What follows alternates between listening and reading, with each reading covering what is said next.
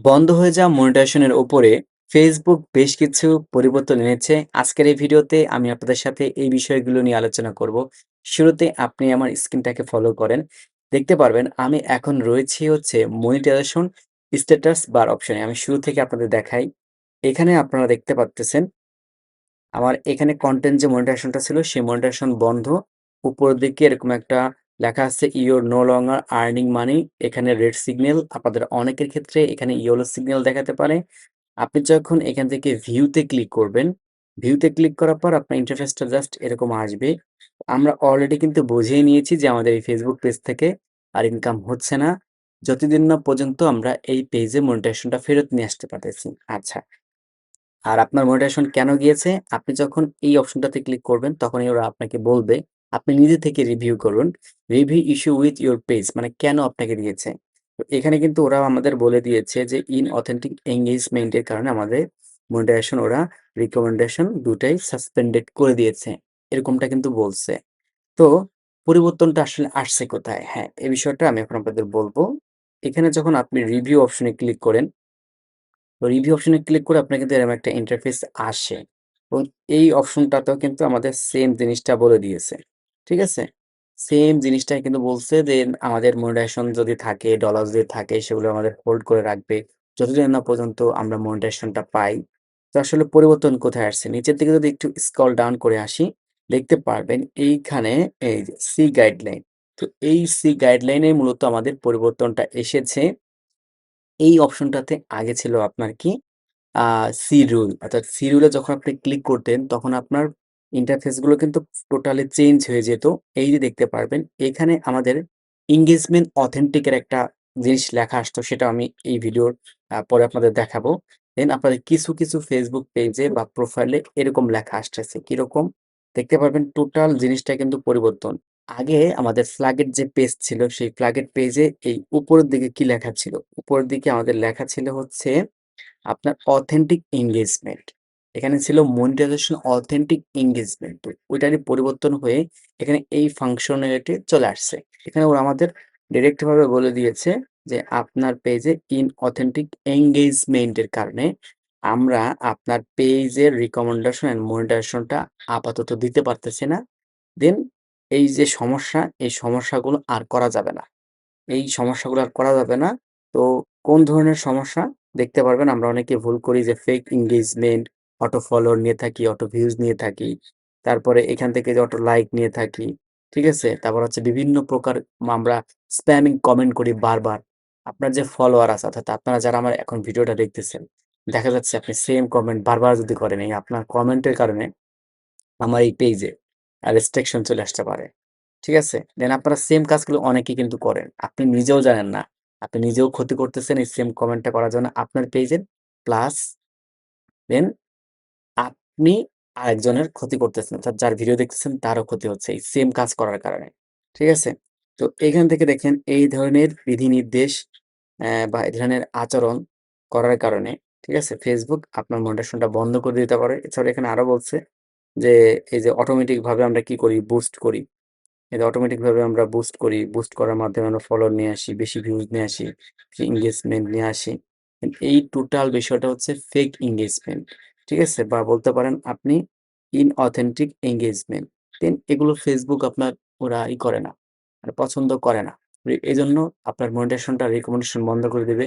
এমনকি মনিটাইজেশন ও কিন্তু বন্ধ করে দিবে। তো এই বিষয়গুলো থেকে ওরা আমাদেরকে দূরে থাকতে বলতেছে। ঠিক আছে?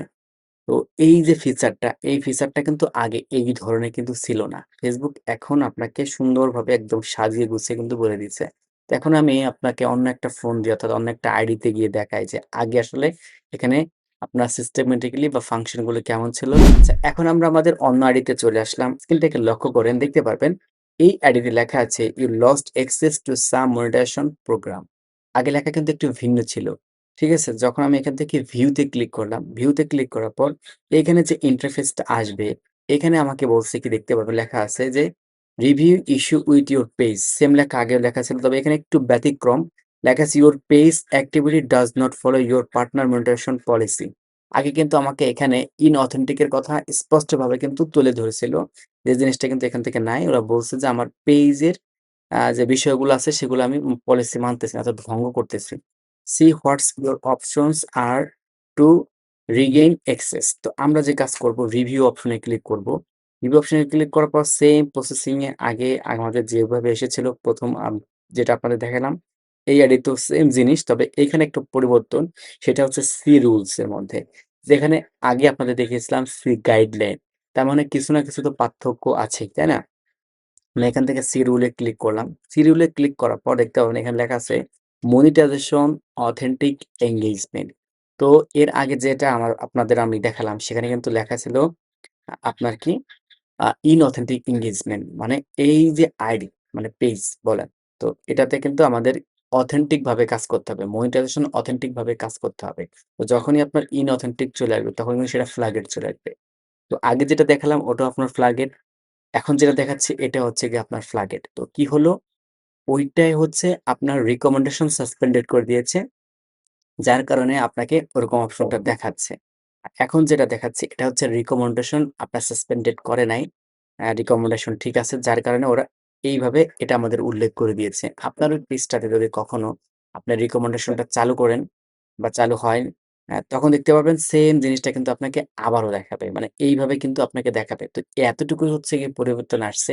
মানে এক কথা বলতে পারেন যে লাউ সেই একই কদু। জাস্ট একটু ফিচারটা পরিবর্তন হয়েছে। ফিচারটা পরিবর্তন হওয়ার সাথে, সাথে অনেকে আপনারা আমাকে বলতেছেন যে, "ভাই দেখেন তো আমাদের পেজটা ঠিক হওয়ার পথে কিনা বা সম্ভাবনা আছে কিনা?"